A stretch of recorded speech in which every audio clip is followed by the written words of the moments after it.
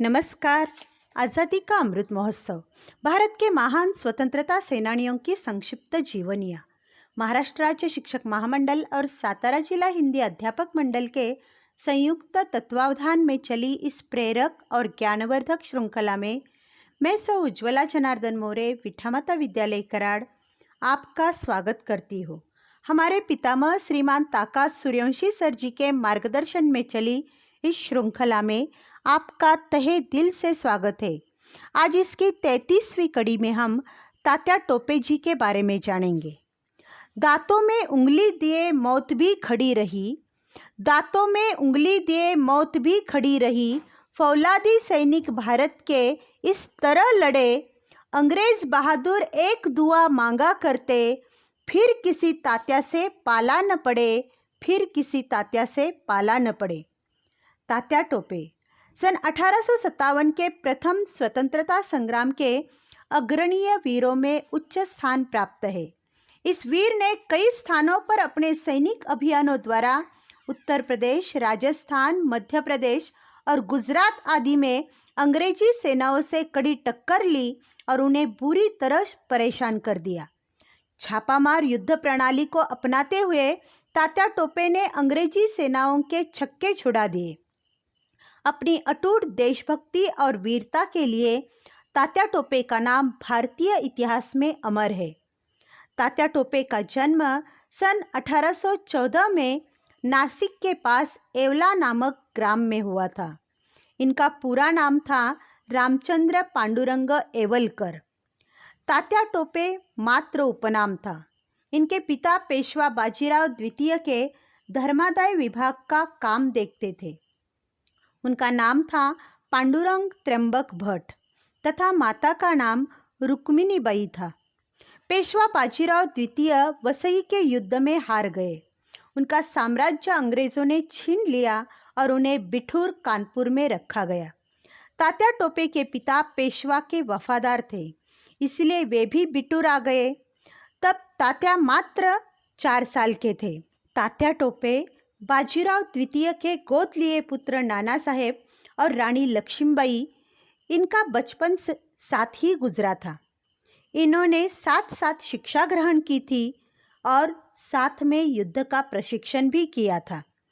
कुछ समय तक तात्या ने ईस्ट इंडिया कंपनी में बंगाल आर्मी का तोफखाना रेजिमेंट में भी काम किया था। परंतु स्वतंत्रता प्रिय और स्वाभिमानी तात्या को अंग्रेजों की नौकरी असह्य थी, इसलिए बहुत जल्दी उन्होंने उस नौकरी से छुटकारा पा लिया और वह पेशवा बाजीराव द्वितीय के यहाँ नौकरी करने लगे। उनकी विद्वत्ता और एवं कर्तव्यपरायणता देखकर बाजीराव ने उन्हें राज्यसभा में बहुमूल्य रत्न जड़ित टोपी देकर उनका सम्मान किया था। तब से उनका उपनाम टोपे पड़ गया। अंग्रेजों द्वारा हर साल पेशवा को 8 लाख पेंशन के रूप में दिए जाते थे, लेकिन पेशवा की मृत्यु के बाद परिवार को ये पेंशन देना बंद कर दिया गया। इतना ही नहीं, अंग्रेजों ने उनके गोद लिए पुत्र नाना साहब को उनका उत्तराधिकारी मानने से भी इनकार कर दिया।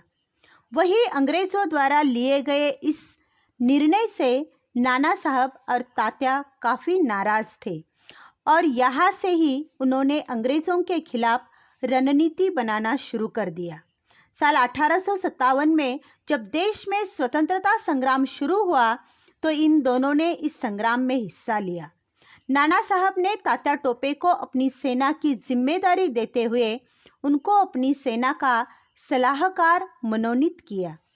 अंग्रेज जनरल हैवलॉक ने कानपुर पर हमला किया, तब तात्या ने कानपुर की सुरक्षा में अपनी जी जान लगा दी। तात्या टोपे ने कानपुर को ब्रिटिश सेना से छुड़वाने के लिए कई युद्ध किए, लेकिन उनको कामयाबी मई 1857 में मिली और उन्होंने कानपुर पर कब्जा कर लिया। हालांकि ये जीत कुछ दिनों तक ही थी और अंग्रेज़ों ने वापस से कानपुर पर कब्जा कर लिया था। वहाँ से वे बिठूर चले गए। वही कानपुर युद्ध में पराजय मिलने के बाद भी तात्या टोपे ने हार नहीं मानी और उन्होंने अपनी खुद की एक सेना का गठन किया।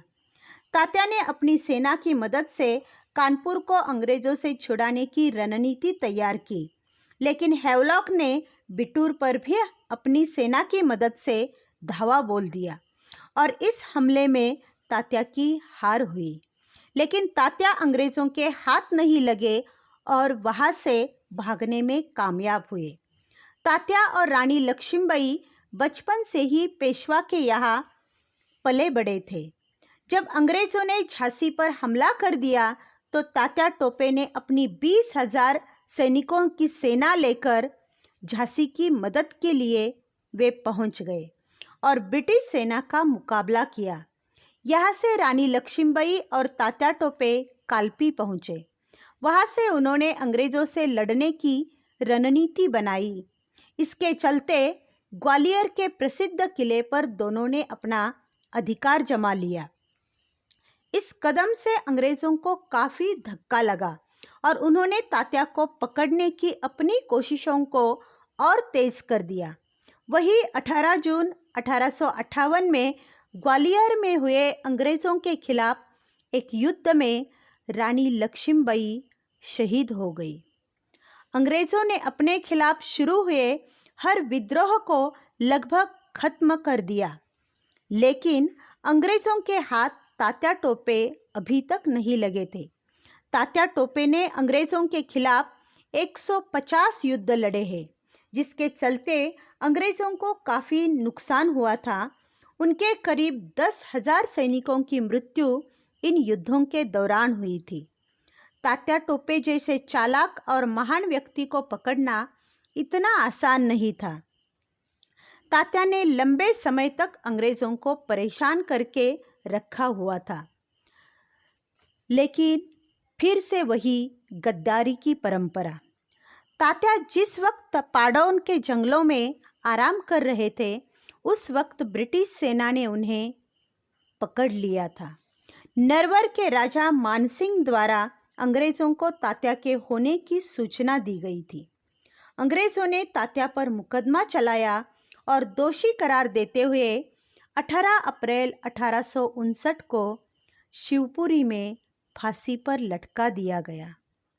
पर्सी क्रॉस नामक एक अंग्रेज ने तात्या के बारे में लिखा है, भारतीय विद्रोह में तात्या सबसे प्रखर मस्तिष्क के नेता थे। उनकी तरह कुछ और लोग होते तो अंग्रेजों के हाथ से भारत को छीना जा सकता था। तात्या एक बेजोड़ सेनापति थे। ऐसे महान सेनानी को हमारे कोटि कोटि प्रणाम। जय हिंद।